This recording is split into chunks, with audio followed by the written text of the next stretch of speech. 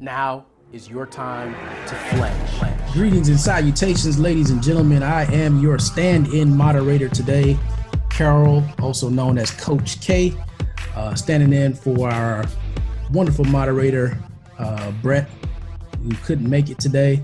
But we got a fabulous show lined up for you. Before I jump into the show, let me just introduce some of my guys that are here with me today, starting with the intern, Jay Dace. Starting off strong, you know. I'm just out here, trying to get it how I live, man. You know, I want them dead presidents. I want to pull up, get it spent. I want some presidents to represent me. Get money. Okay. I got 6 jobs, I don't get tired.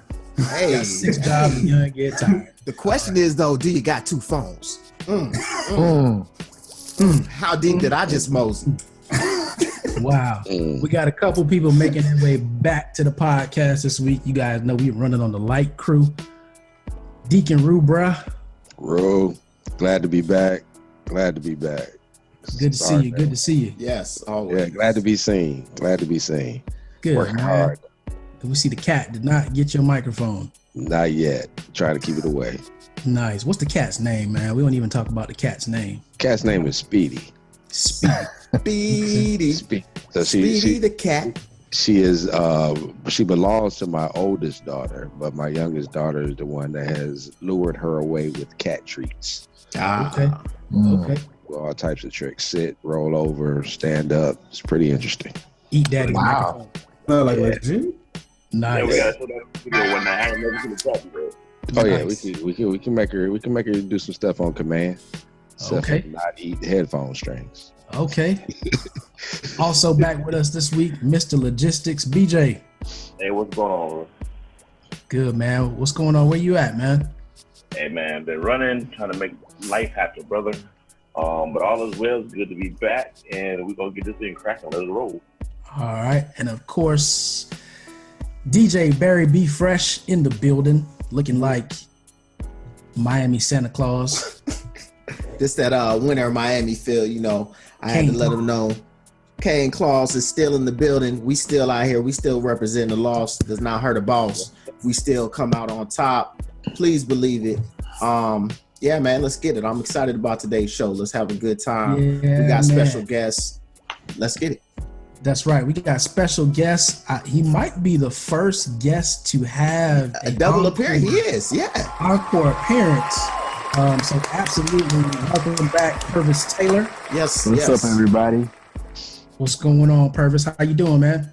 I'm good, brother. How are you guys doing? Oh man, we are great, man. Super excited to have you back, man. Man, Pervis. So there's I saw that you are running, that you got nominated for. What was you got nominated for?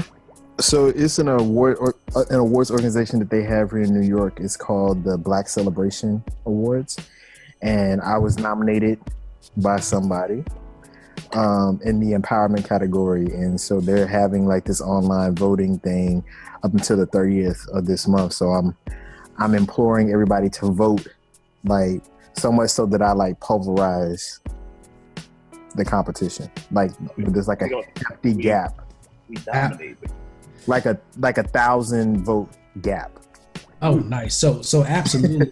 And you know, everybody here on the 13th floor, we are definitely going to vote for you. As a matter of fact, I think we even pumped it out on our page today. Yeah, we're calling all the fledge mates, everybody out there within sound shot of our voices. Make sure you go ahead and cast that vote. If you don't know how to cast a vote, come to our Facebook page. We have it up there. You can go ahead and cast that thing, and guess what? You can share it too. We're gonna let you do that for free. Oh, Right. Yeah, and I appreciate that, brother. This is where Brett would say, "There it is." So there it is. Easy, So easy. Easy. Hey, so Pervis, just in case some of our viewers and listeners didn't catch you on the first time, let's just remind the audience exactly what it is that you do. Wow. I am an award-winning life coach, speaker, and author. I've written 2 books, co-authored 1 book. I work with celebrities, I work with executives, I work with youth, I work with everyday people in helping them to achieve greatness in their lives and to transform. And that's really what I'm about in a nutshell. And I'm an empowerment speaker. I don't like to say I'm a motivational speaker because I believe motivation is momentary, but empowerment and inspiration is a lifetime. So, yeah, that's me. And I have a master's in clinical psych from Columbia University. I went to undergrad at the U with you wonderful gentlemen. And yeah, man, just out here, just living in my purpose. Nice. And that's great, man. And as I said, it's an honor to have you on the show. It's an honor to be here. Did you guys hear that? Award-winning life coach. So we didn't just bring some dude that just claims to be a life coach, because you can just claim to be one and you don't have to go get a certification or anything. But we got somebody with credentials behind them. That's exactly. What we do. If y'all ain't noticed, that was a mic drop. Put some respect on his name. There it is. Yeah, man. So we're gonna jump into this topic, and let's get as you know, we're doing a 4-part series. The first part was last week, so if you haven't had a chance to check out that podcast, definitely go view that one. The title of that one was wow. Who are you? Finding who you are. And we definitely dropped some gems last week, including finding that common thread that links the hints to who you are. So this week we're going to move into accepting who you are. We thought it was great to have Pervis on this week. So let's talk about, fellas, and anybody, not just Pervis, but when did you first know who you were, and how did you go about being comfortable with who you were? Wow. That's a great question, because I think many different stages. I can say I'm still discovering, honestly. Yeah. Different stages of my life. It just came to certain events, certain situations made you step up and realize, okay, this is defining who I am right now. I'm defining who I am right now. But then as life kept going, it was another defining moment. So it's like I'm looking forward to everything that's going to keep on happening, man. So, Right. Yeah, to echo what BJ. Oh, I'm sorry. Go ahead. No, go ahead. No, I was gonna say to echo what BJ said. Like, you're constantly discovering who you are and accepting that person along the way. But for me, I would actually say when I was like 30, I really fully accepted who I was, and I know that's not that long ago. But it was a process and a journey to get to that place, and it was very painful.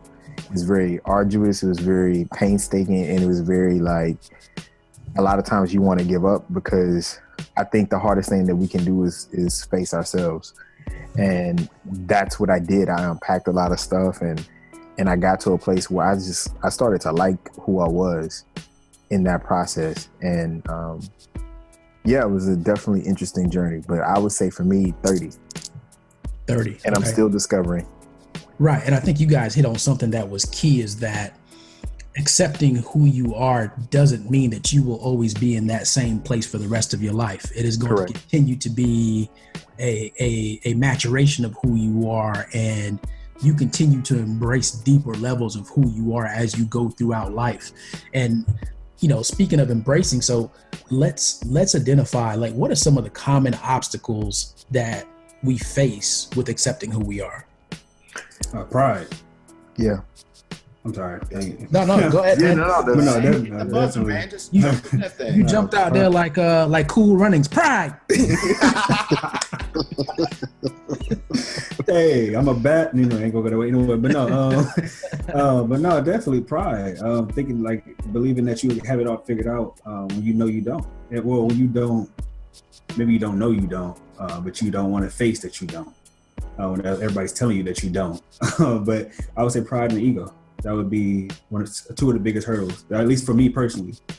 Okay. Yeah, and also like not living up to who you thought that you were supposed to be. When life doesn't happen the way that you think it's supposed to be, or thinking material things are going to make you feel good about yourself.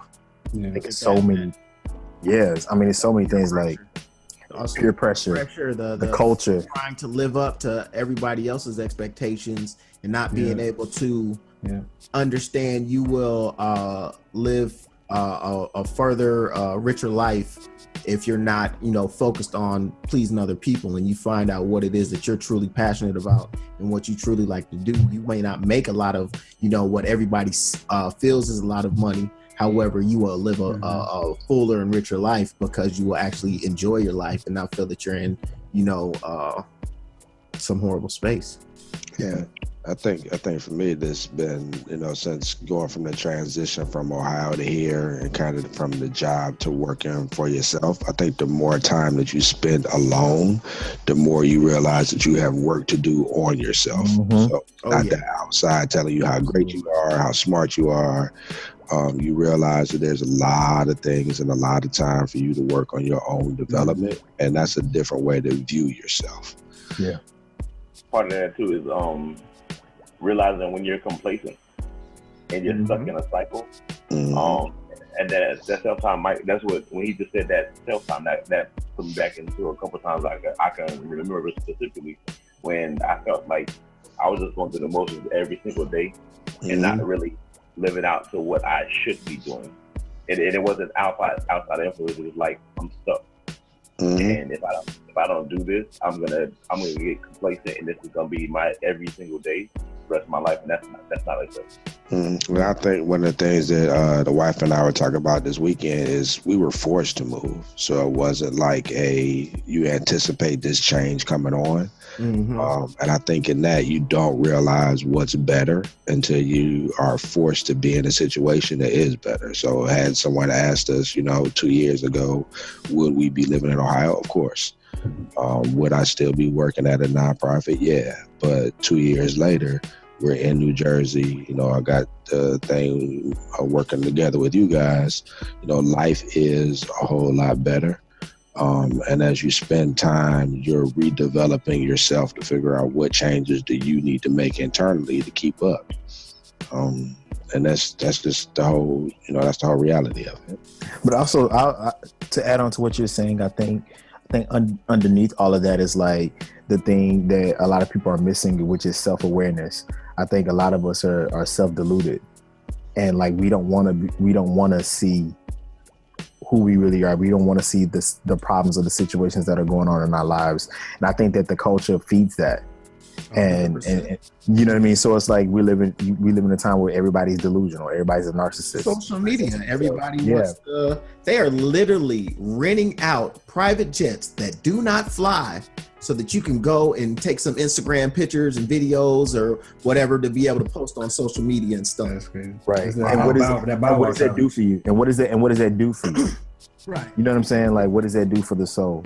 It's reinforcing a image that you want to project, right? And I think what we just hit on was when you accept who you are, that means not only do you accept your strengths, but you accept your faults as well.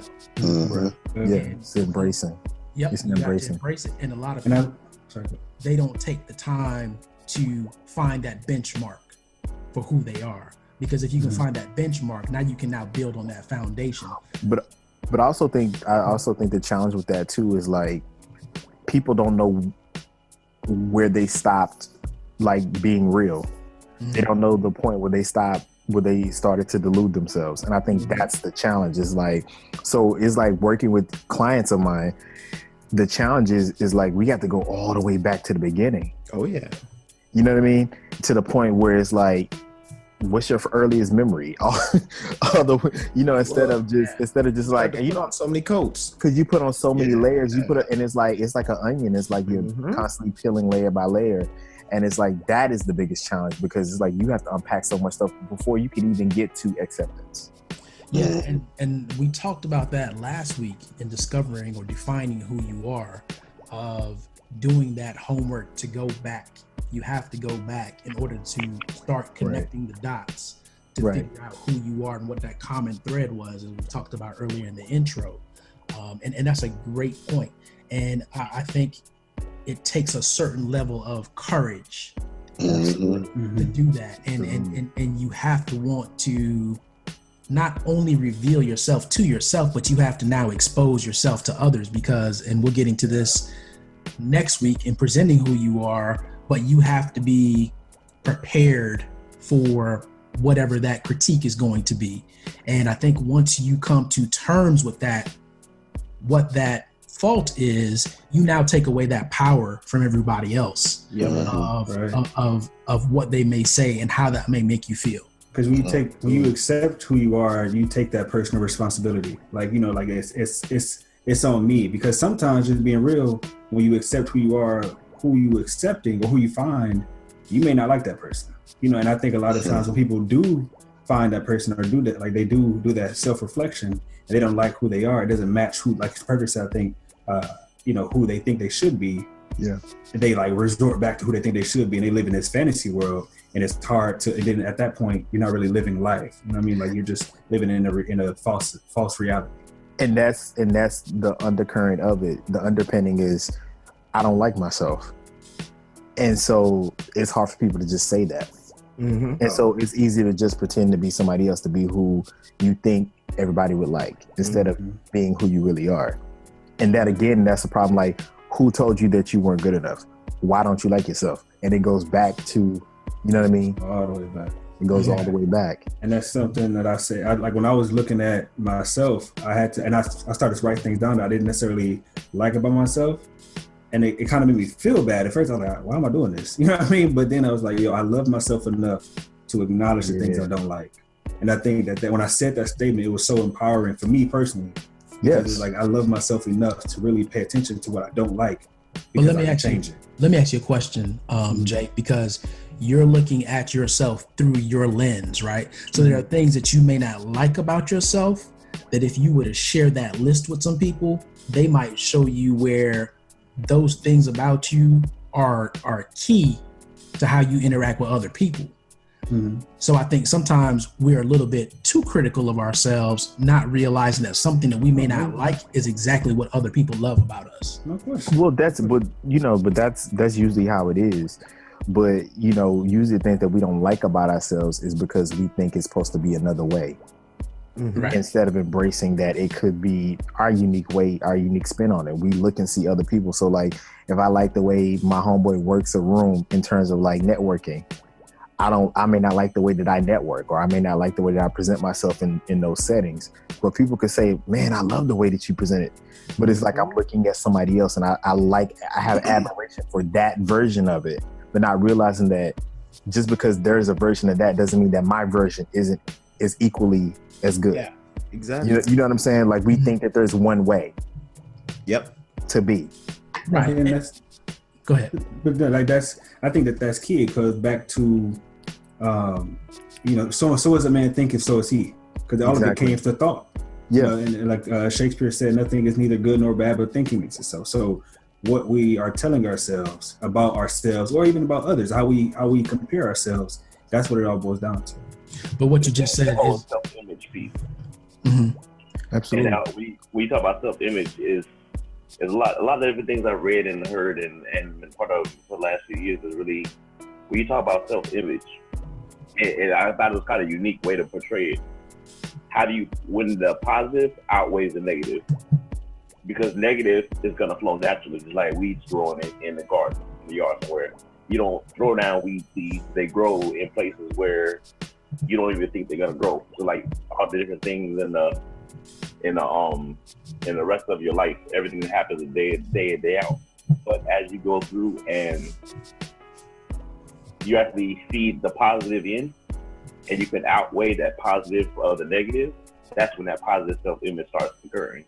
So if it's family, if it's something you talk about working the room, if you talk about, these are the negative things, we're planting seeds in ourselves, and they're growing in our minds, they're growing in our thoughts. So as we keep on continue with that, until we can outweigh those with the positive stuff, that negative self-image, even if it's 51% to 49, the ratio is still on the side of that negative seed.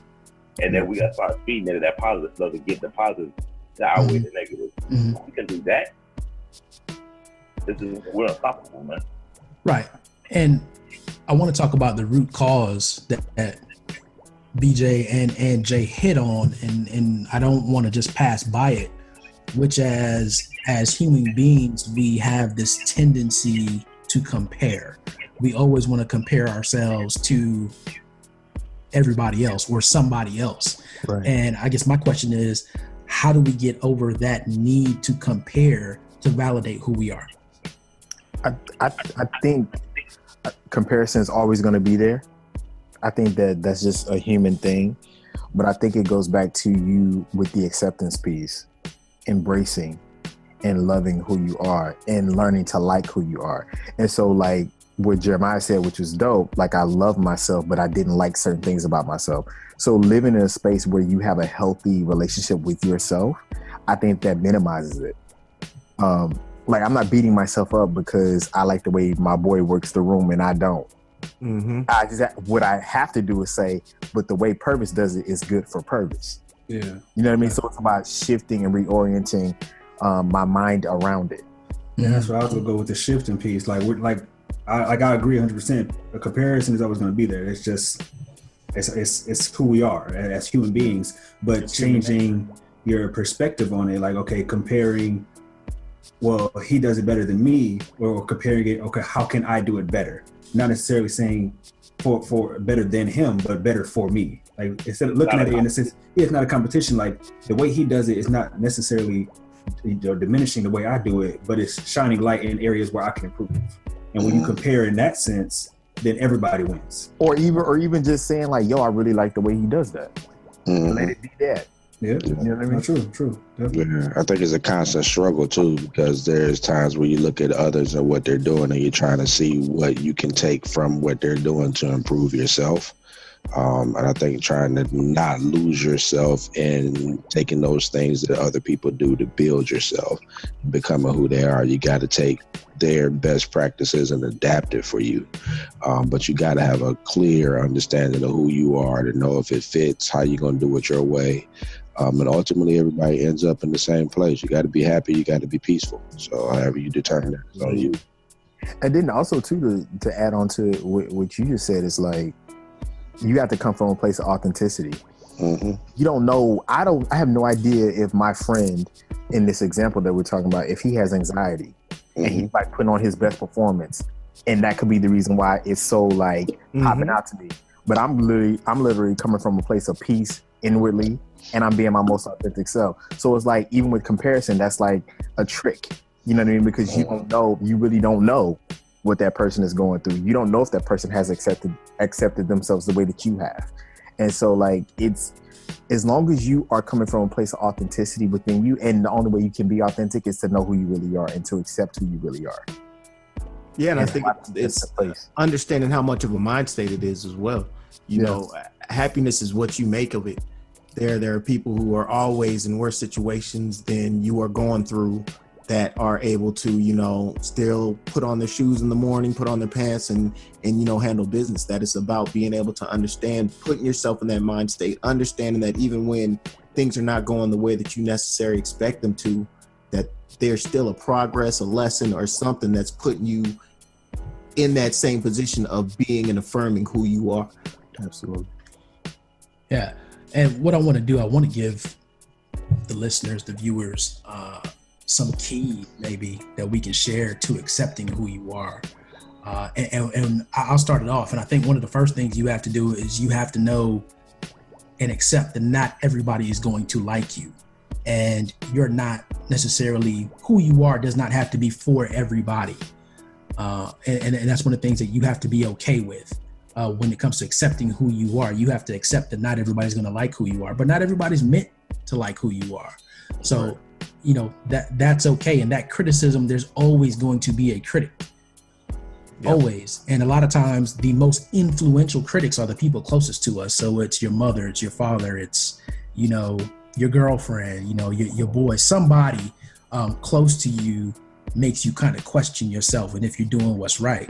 And again, going back to one, defining who you are, and then two, accepting who you are, being comfortable and loving yourself the way that you are.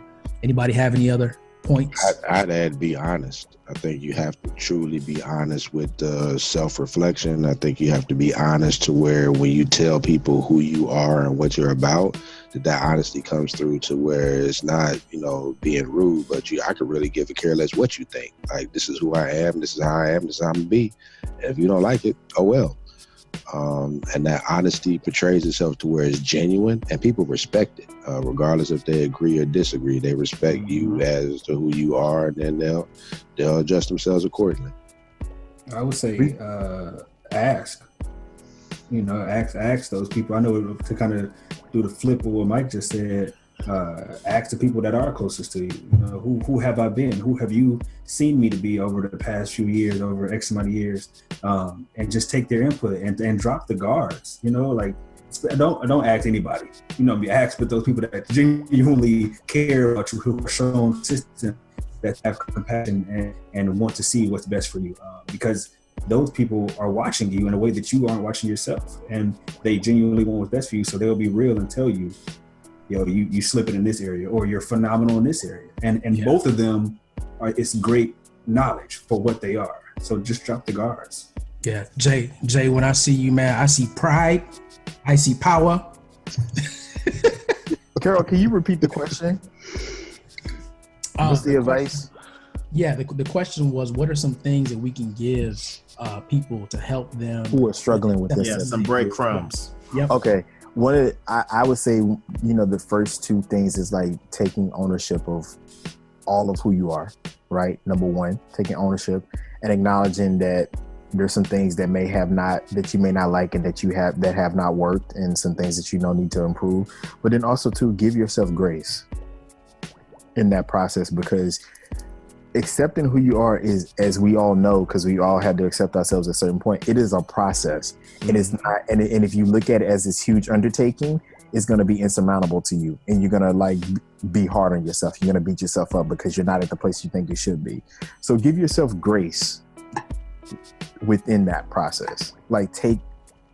Be easy with yourself, because you've been living a certain way and just not realizing, I haven't been living my most authentic self. And so it took you that long to realize that. It may take you that long to get to the place you need to get to. So you need to be gracious towards yourself. Mm-hmm. I think mine would be that you need to have patience and understand that the process is not a cold turkey process. That just because you started to have that realization, that desire, and you know where you want to be and what you want to be, understand that it doesn't have to happen tomorrow. It's okay to learn to love the process of, finding yourself and understanding that it's an ever-growing process. Like, you might have a lapse and you go back to who you used to be. And people don't like process. We don't like process. We like instantaneous. Oh yeah, we like microwave. We are right now society, and that's one of the biggest downfalls of especially the younger generation, is them feeling that success comes in a year.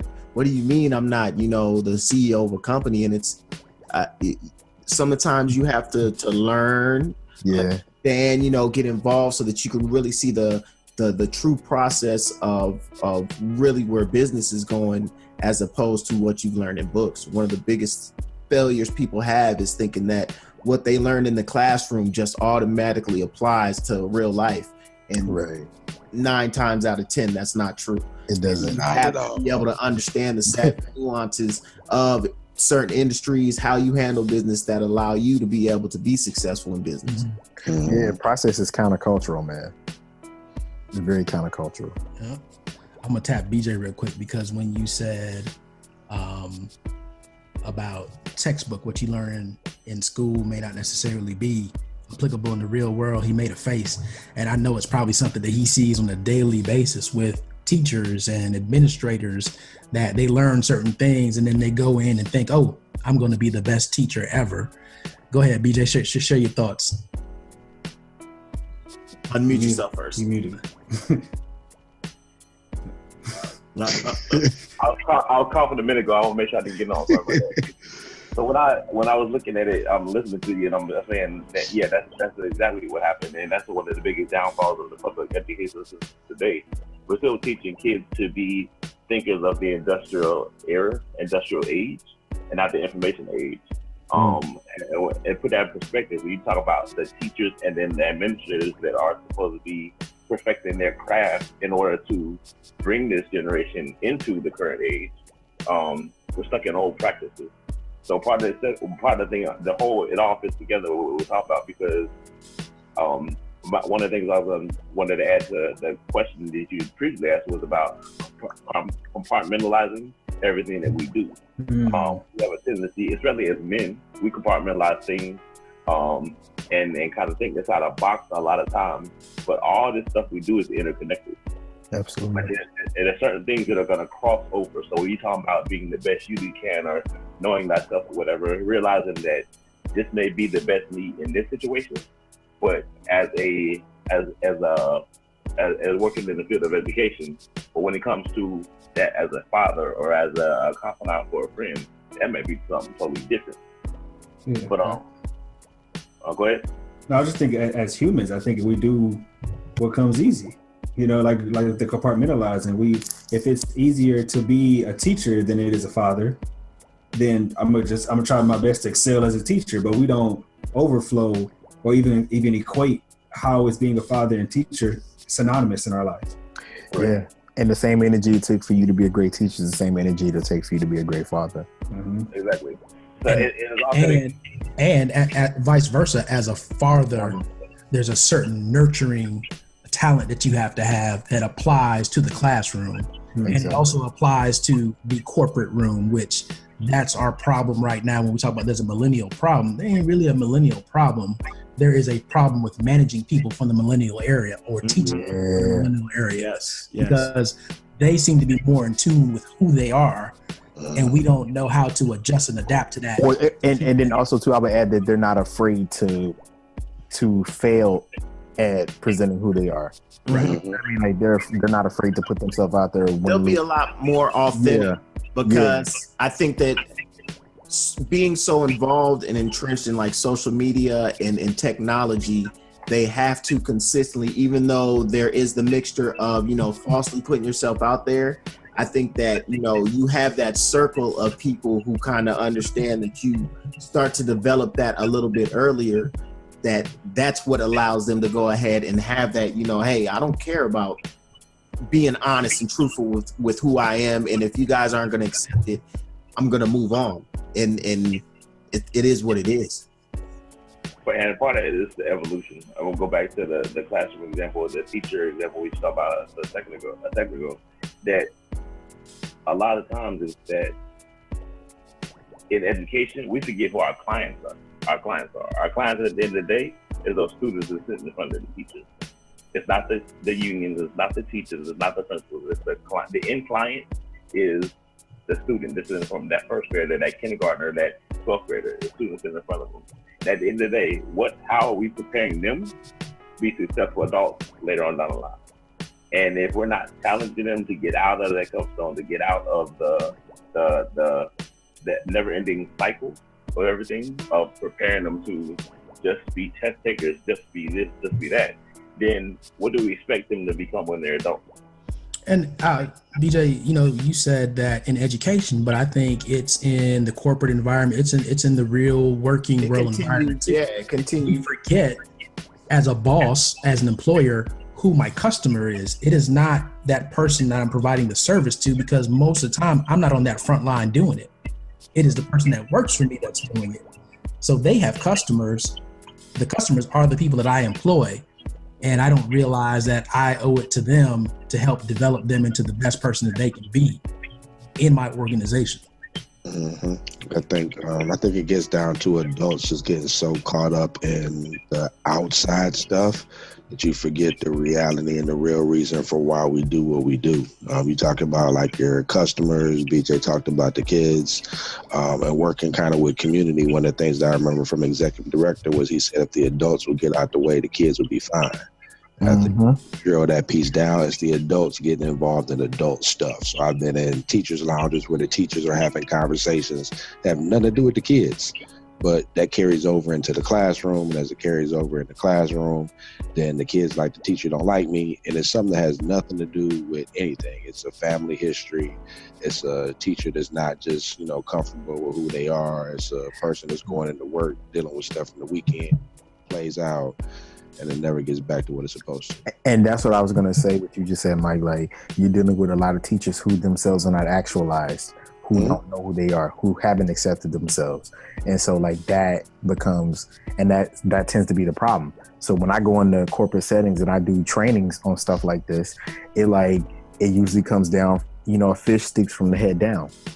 So it's like usually the people who are in charge, they themselves, they know how to lead per se, but they don't know how to be an actual human being. They don't know how to be an approachable person. And so that goes back to their own narrative as to where they didn't accept themselves in some area of their lives, and it trickles down. And so it becomes this world that we live in where we're dealing with a lot of people who have not accepted themselves. We're dealing with veneers. So like it's when you really think about it, it's really like a really huge issue. I don't think that many people have accepted themselves truly. Yeah. And what you just said about them not allow themselves to be human beings, that they're leading but they're not being humans. I think that when you accept yourself, and something that you said in the past podcast, Pervis, you said make yourself tangible as a human being. And when you accept yourself, I think that's what you do. Like you make yourself tangible, like you can be touched, and that's scary for a lot of people. Because that's vulnerability. Yes, and that's what it comes. That's exactly like showing your faults, showing who you are. You open yourself up to anything, praise, but also criticism. Yeah, exactly. Right. And when you make yourself, you can be touched. That's one of the scariest things, but it's also empowering. And to tie this all together, Pervis, there was a couple things that we've said, and one was you said it starts from the people at the top, and a lot of the people at the top, they faked it until they made it. Yeah, and they still faking. And so they don't know how to survive. As you said, they don't know at what point they started faking it, and because they're so far lost now, you don't know how to teach somebody else to become what you are, because you don't even know what you are yourself. Yeah. So it's just a never-ending cycle. And look, we don't just do it in business; we do it in relationships. Absolutely. We do it at home. I mean, it's just a cycle that finding who you are and loving that person, accepting that person, would absolutely change the whole outlook of how we interact and what we do on a day-to-day basis. Absolutely, man. It's a freedom. Like I was meeting with a young man today who has he has a tech company that's about to come out, and what he's doing is crazy. But I was telling him, he was sharing with me that he's had issues with anxiety. And I said to him, what happens when we have anxiety and we don't accept ourselves, we create a chasm between you and yourself. You know how they say me, myself, and I? But you and yourself are two different people. And when you're not accepting yourself, there's a chasm, and anything can fall in that space. Think about it. So it's like you're not even like that space. Anxiety can fall in there, mental health issues. So many things can come into that place when you're not in possession and alignment with who you are. Mm-hmm. And so it is vital to your health, mentally, spiritually, emotionally, that you get into a place where you can accept who you are, because it will be to your detriment if you don't. Wow, that was powerful. I think we're going to end the session right there. God. We're going to end that right there. And we're going to invite everyone. Drop that mic again. Yep, drop that mic again. That's why you're back for a second time, Pervis. That's why you're back for a second time. So we're going to invite everyone to jump in on the series. If you didn't see part one, go see part one, and definitely share both part one and part two. Again, part one, defining who you are, and then today is accepting who you are. We want you to share that, and tune in next week for presenting who you are, is the topic next week. And Pervis, we didn't set it up this way, but if you want to come back next week, you're more than welcome. I would love to. So yeah, we'll definitely set that up. And fellas, we still got the rest of the show to go. So Pervis, we'd love for you to stick around. Yes. Speaking of who we are and accepting who you are, we are definitely Miami Hurricane fans, alumni. And we had a game this past weekend. Jay, your team had a game too, Wisconsin. Shout out to number 72. Come on, Wisconsin. Fellas, what you think about the game? That's a little question. Wow, silence. I'm going first. I mean, look, It's watch, but You said it was fun to watch? It was tough to watch. Tough to Oh. watch. But I mean, I've said it before and I'll say it again. They've way more than exceeded my expectations for this season. That, you know, hey, a loss sucks. Don't get it wrong. But at the same time, man, the high I've been riding this season, none of those losses, Pittsburgh even, it doesn't affect me at all. You know, we had a great year. We are the U is back. We are on the up and up. The fact that I can say that and feel that in my soul and not just be talking to, you know, an FSU fan to talk some crap, that, you know, that I really feel, understand. And not only do I feel and understand that, but they feel and understand that too. That, you know, that heartbeat is back. We are, you know, back on that uphill climb, and it feels good, man. It's great to be back. I'm not worried about that. And we going to see them Badgers in the bowl. Yeah, we're gonna see Wisconsin. We're playing Wisconsin. When's the last time that we won championship? McGahee, way back in. Yeah, is that 01, 02? What is it? 2001. All right, it's when I was there. Yeah. I thought so. We all were there, except for I've been talking to number 72, and he already told me that it don't look pretty for y'all. I'm about to see right now if there even is a 72. Over 72. Probably the one missing player. Hey, we just needed Wisconsin to do one thing. That was beat Ohio State. That's it. That's all you got to do. But Kay, to kind of tie it back, if you go back to last week, knowing yourself, this week accepting yourself, it's like we know the University of Miami. We know the U as back in the day when we were in school. And I think they're missing over these 16 years up until this year to give Ian that faith that he just spoke about. So the fact that we saw something in this young team, and what I'm excited about is that we're a young team and we did it this year.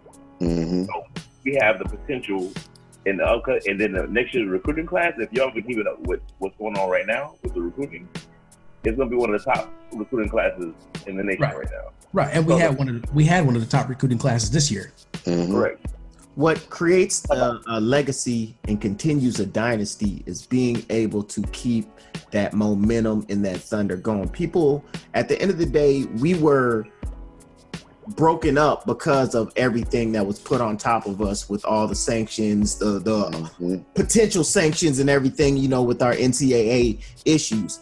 That now that we are back on that momentum, now that we have that coach who is you know, really in line with what we want the program to be and represent, and you see and feel how everybody is coming back together. Again, we've talked about how the Orange Bowl, we haven't ever, well, look at this, I'm calling it the Orange Bowl. That you know, going to the stadium, it was never, there was never any year that we have been at that stadium that was like this year. Ever. Nothing close. Nothing remotely like this year. We probably had more people consistently at UM games than at Dolphin games. I can definitely say that the fact that the U came back caused Jimbo Fisher to say, peace out, I'm going to Texas. Right. I don't want nothing to do with what's coming. Yeah, because this whole recruitment process of what I got to compete with, they're back. I'm not dealing with the UMFSU every year. I'm out of here. He rode the years of winning very wisely, and now he just hit that Homer Simpson. I want to talk about the bigger impact that maybe everybody outside of us doesn't really see, and that's we've never turned our back on our alma mater. However, our pulse got so much stronger this year, and it wasn't just about the games at the stadium.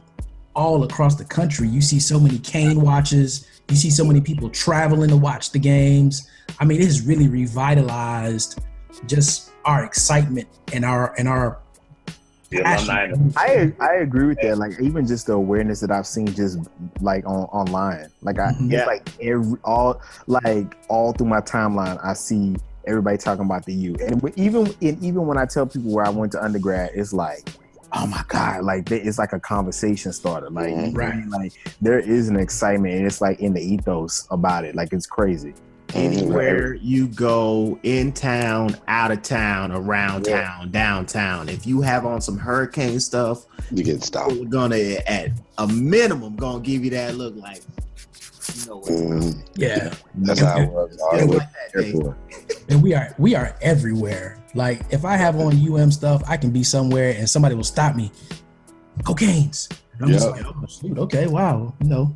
Yeah, that's how it was going when we were traveling with the wife. Every airport that we went into, people asking like, "What's the score for the game tonight? Who you know down there? Can you make a phone call? I need to figure out what I'm doing." Yep. That's Been funny. going to class. Who ain't been going to class? Who's starting? Who ain't starting? Mm-hmm. Got So money on the game. Hey, listen, it's great to be back to It's to who great we to are. be a Miami great to be a Hurricane. Miami Hurricane. Yeah, bro. And speaking of growing and finding who you are fresh, what's on that fresh jam this week?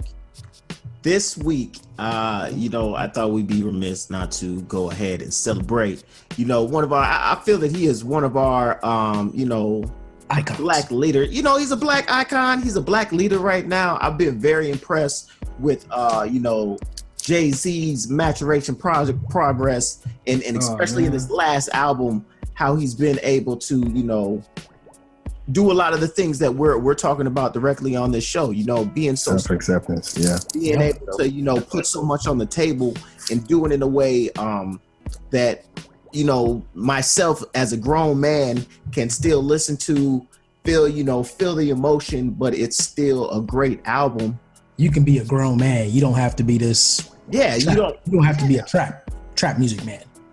And with that said, while I'm not playing something off of the new album, all of that was said to, you know, today is December 4th, which is Sean Carter, aka Jay-Z's birthday. So I thought I'd go ahead and make the Fresh Jam a Jay-Z song, but I'm gonna take it all the way back to where it first started. Well, kind of first started, if y'all Come read on. Why and Sophie? education. What you got off of that Reasonable Doubt? Reasonable doubt. So you already know, but I'm gonna put a little twist on it. And so, yes, off Reasonable Doubt, I'm gonna let y'all go ahead and just hear how we come in. Y'all should know the song, but we all vibe. I'm making short-term goals when the weather falls. Like the firm, get down for life. Try, you better learn. Not play with fire. All right, fresh. All right, fresh. I know we gone. Oh, We paying homage to you, brother. Please don't hit us with that fine, that tax. listen, did you guys saw his New York Times interview? Yes, that was great. That was very pertinent to what you Yeah. were talking about as well. Oh, absolutely. Very true. Even on the 444 little snippets and interviews. Yeah, man. all of those. Yep. Yep. He's very Jay-Z's very tangible right now. Yes. He is reinvented Those and himself. stuff back in there. I've never seen Jay this like open ever. Yeah, but I think it's evolution. It's even in part of him accepting who he is. yeah, it's part but of you've accepting who also he is, never you know. seen him. While you've always felt that he's so comfortable in his own skin, like seeing him now, you really see like a real comfort over him. Like before, you could kind of tell it was, yo, I got to be Jay-Z. And now it's like, I'm Sean Carter, man. It doesn't matter. He's like, Sean I'm Carter just, all the yeah. time, He's man. like, Yeah. he's like, yo, I'm gonna be who I am. I've done what I've done. You can't argue the fact of what the legacy I've left on, you know, the culture of America, on history, life, period. So I can be me. But I think the thing that's going to be even more powerful than that is for men. Like he's making it safe and comfortable for men to go to therapy and to get help.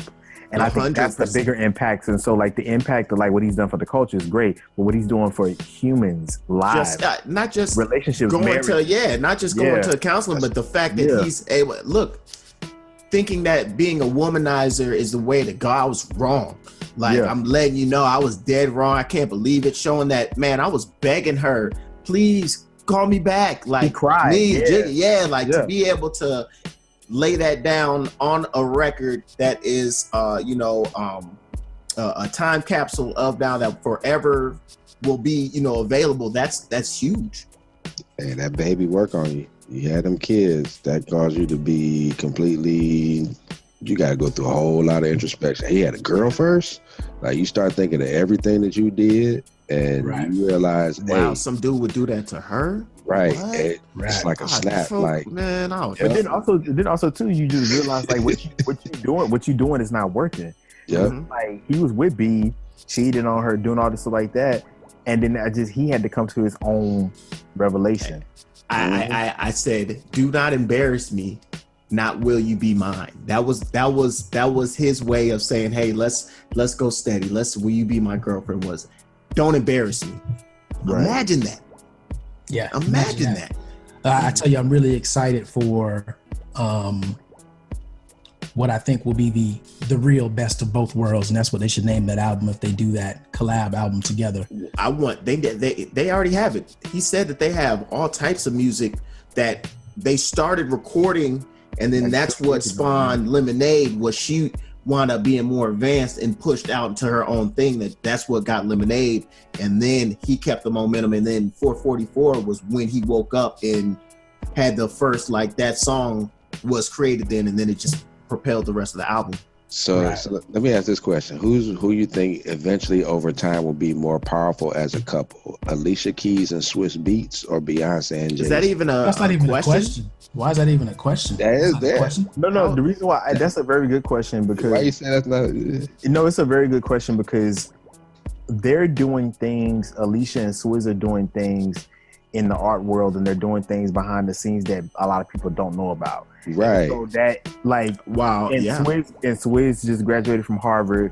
Like, they're doing some things that a lot of people don't know about. They are doing some amazingly philanthropic adventures. What is it? No Commission. That's the name of his traveling, art showcase, which is, amazing. However, Jay-Z and Beyonce do a lot of philanthropic stuff, and they're still that nobody knows dramatically in the public. Yeah, they do a lot of stuff that you don't know about. They do a lot of stuff that you do know about. They're in the public eye, and they are consistently. I think they've got too much of a head start. A head start. No, they do. But I'm just saying, like, if you. What I think he asked a great question because I think we're equating like who's public, who sells more records, who's the more popular one. I'm taking the whole package. That's not what I'm talking about. I'm talking about what mark they will leave on this, what they will be able to leave as their legacy total. Not just hey, I know. Look, I love Swiss Beats and Alicia Keys. They are royalty. However, Jay-Z and Beyonce are like king and queen. It's hard to compare. I'm not sure. What Jay has done for music. Name 3 songs off Alicia Keys' last album. From East to West Coast is just name crazy. 3 songs off Alicia Keys' last album. And tell me you can't name almost 99.9% of all the songs off of freaking Lemonade. But I think that's because of who Beyonce is. Like, people don't look at Beyonce. I will say this in a general sense. People don't look at Beyonce. When Alicia Keys and Beyonce were right, but people got to Beyonce because of Beyonce's attraction. Alicia Keys wasn't like that. Like, what? Alicia Keys, are you crazy? It's not. Raise your hand if you didn't have a crush on Alicia Keys, please. Alicia Keys, she even managed to me. Yes, but you don't in the proactive commercials. I agree, but you don't hear a general man like, "Ooh, look at Alicia Keys." Like I don't know who you was hanging around. Everybody I knew was on. I think Alicia Keys got 3/4 of her body covered up. I think Alicia lost her stamina. 1, musically, but also 2, I think it was a lot of drama with her marrying Swizz. I think that whole, not only her marrying Swizz, but then Swizz took over her management as well. Yeah. He took over all of her production, which is not that Swizz is an amazing, iconic. But not for her. But it's not that it's not for her. It's not a consistent push of her that it's hey, you could throw a song or 2 on the album, but the whole thing to sound like that New York, boom bap when hey, we need her to diversify. She's R&B. She was out there, but then it was he again, I love Swiss Beats, but it definitely hindered her growth because like I said, she was Alicia Keys and Beyonce. You talk about early 2000 Would you say? And she sold more records than B at one point. 100%, definitely. Would anybody say that this topic grinds their gears? Yeah, no way. because this goes Easy. into Art's corner. Yeah. Easy. I vote Alicia Keys and Swiss Beats. That's just me. That you think that they will leave a stronger legacy I think over they time. are. I view it this way. I think that Alicia Keys and Swiss Beats are like the mom and dad African king and queen on Coming to America, and Jay-Z and Beyonce are Eddie Murphy and the New Girl. Like, wow, they have been there. Like Swiss Beats and Jay started together. What? So like the whole Swiss, like Alicia came before Beyonce. I think Alicia Keys was. What are you talking about? Where? What history? This is something you found on Wikipedia? No, Beyonce. These are not facts. Beyonce was with Destiny's Child when she came out. Like, Okay. Yes. Okay. Yeah. And Alicia Keys was Alicia Keys. but you do realize that Alicia Keys didn't come out like with Destiny's Child, right? She came out before, didn't she? Hell, no. She came out way after. She pretty much came out when Beyonce was becoming Beyonce only and not Destiny's Child member. She Beyonce. came out before Beyonce Jay, came out. you can come off mute and participate in this conversation. You know, She we, can't. we trying to Like, get to it's your not- time period. It's not. I mean, no. Definitely, Alicia Keys was not. She wasn't. She wasn't out before Beyonce. I know that. I mean, I'm not like heavy into it, but like that's why I'm kind of reserved. But she wasn't. out Alicia before. was out before Beyonce was a solo artist. A solo. Right. Let me That's find what I out. mean. Oh, okay. Hold on. Yeah. Hold on. So Alicia I think Alicia was like 2001. and 2000. Beyonce came out with Destiny's. But for real, Beyonce was Beyonce in Destiny's Child. She stood Well, out I from mean, the but group. still, Like, she was but never that really like, and that's I Right. think that's why she went solo. But she was associated with the group. She was associated with and people like Beyonce for It's Beyonce. 2001, right? 2001 It wasn't for her. It wasn't her singing that people Alicia. were drawn to. People was drawn to, ooh, look at Beyonce. But Beyonce was a total package, though. Hold on. Alicia the total package. Well, no, Beyonce was no, a sir. performer. You know what I mean? Beyonce- Beyonce. Beyonce is a better vocal artist than Alicia Keys is. Oh, Yes, good but God. Alicia is a better musician. Beyonce than cannot Beyonce. sing better than Alicia Keys. Yeah, I don't know about crazy. that. Yeah, I don't know you're about that. bugging about Yes, that. she can. Beyonce No, can she's sing. like an opera singer. Where do you get off of Wikipedia, man? I'm not Go gonna back to your encyclopedias. Hey, and I'm on the pull out headphones. books. Yeah, You gotta I don't actually know. feel back. I don't know, the man. Thing, the thing about Beyonce is better vocally than about Alicia Alicia Keys, is like, Alicia Keys, she was billed as like she was the writer, producer, Jay even got Alicia singer, Keys. songwriter. Like she was, that's what her thing was. Like she wrote and produced all her songs And yeah, Beyonce didn't come out till 2003. exactly because I was at Def I Jam. just I feel remember. like Beyonce. Let me tell y'all a quick story. I was working at Def Jam and we were about to release Ashanti's Chapter 2 album. And I remember in this marketing meeting, I was just like, I'm not the biggest Beyonce fan, but I knew Beyonce was gonna blow, right? I knew it was gonna blow out the water. And I said to them, I was like, Beyonce's coming out. They're like, nah, Ashanti sold 5 million records. I was like, Beyonce's coming out. And I remember going to the computer and I was like, look at this album cover.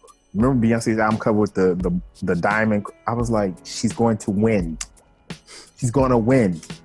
And it was just, they hated me at Def Jam because I was never a team player. I was like, yo, but this is whack. I was on this You wouldn't is drink whack. Kool-Aid. I was like, I would drink the Kool-Aid. I was like, this chick is about to blow. And then I remember when she performed Crazy in Love for the first time on the BET Awards and she had all the girls lined up going, oh. I was like, I looked at it. That's what I'm saying. Like, I feel like Beyonce is such an icon that like any song she puts out, it's like instantaneously the female national anthem. Like I don't care what song it is. But I don't think that. But it's Yeah. not that they're not great songs like that. It's not like she's a Hey, ladies and gentlemen, we appreciate you joining us on the 13th floor, where the furniture isn't always the best, but the views are amazing. We're gonna continue this conversation offline Alicia for the outtakes. Alicia. 1 week. Opinions will see you next week. and Rough Riders. get off of Wikipedia, y'all. Go back to Ashanti. Encyclopedia Britannica. Ashanti got better vocals than 40. Beyonce any day though. What? Are you serious? No, just like Oh, I was like, bruh. He's gonna say, what you got on screen, man?